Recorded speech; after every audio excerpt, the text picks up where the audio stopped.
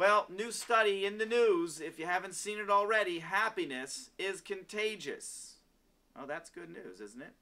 If you want to be happy yourself, hang out with happier people. And if you want the people in your home to be happier, be a little happier yourself, spread the happy virus around. Somebody just Saturday told me this cute story about a king of yesteryear who was greatly depressed. And they thought, well, if happiness is contagious, maybe let's go out there and find the happiest guy in the kingdom. Let's take his shirt and let's have the king wear his shirt for a while, and then maybe the king will be happy. So they did a search thoroughly. They found the happiest guy in the kingdom. They went, asked him for a shirt. He didn't have one. He didn't own one. So I think about that sometimes in these hard economic times. It's difficult out there. And we have to remember that money never bought happiness. But love, the loving times you have with your children, the meaningful moments you have with your spouse, those are times that never are taken away from you. Those are the times that you will remember forever. So sometimes during hard economic times we have to remember that that's the time perhaps to develop more love in our family, more kindness, so that when things are better and we're busier with work, sooner than later, hopefully, we at least can look back and say that we use this time to grow in our family and grow in our love. As we end, recently a magazine asked me if you had one line to say to couples and sum it all up, what would be your best advice? So my wife and I kicked it around and we came up with this one. The one who gets you, gets you.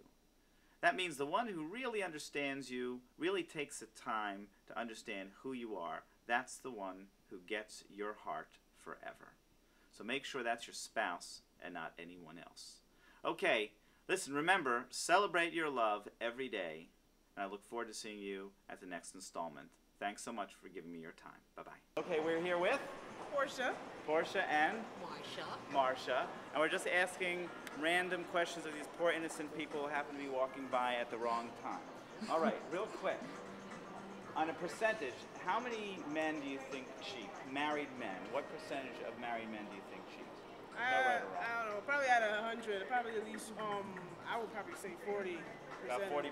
Is that probably to try to look for something outside of their relationship, right? To spice up whatever it is that they're looking for, or whatever. Wouldn't you be able to talk to your spouse or significant other about it before you actually try to go out and do the act itself? Yeah. What do you think about women? Why do you think women cheat?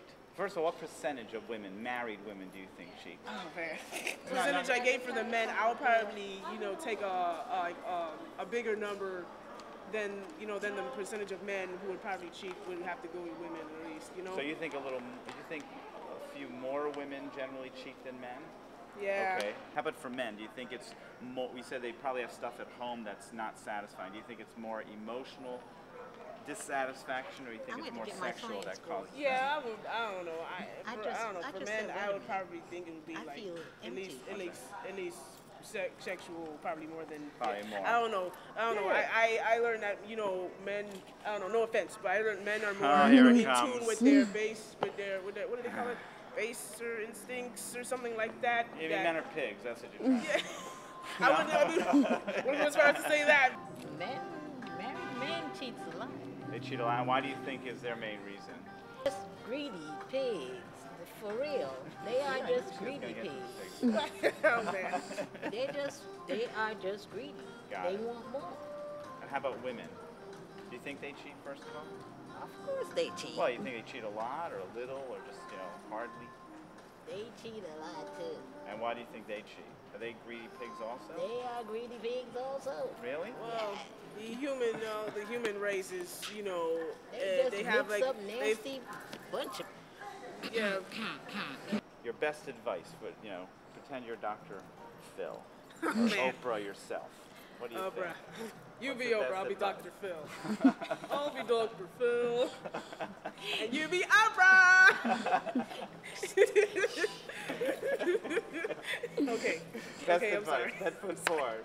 Okay. Think about what you're doing and what you're giving up, or what you're or what you're about to achieve when you go out there and try to do whatever it is you're doing. Okay, Right. I mean, try to look at the pros and cons of and what the your long-term- actions and the long-term may goals of ensue. looking You know, over the fence when, or looking the grass isn't always greener on the other side. You know. Got it.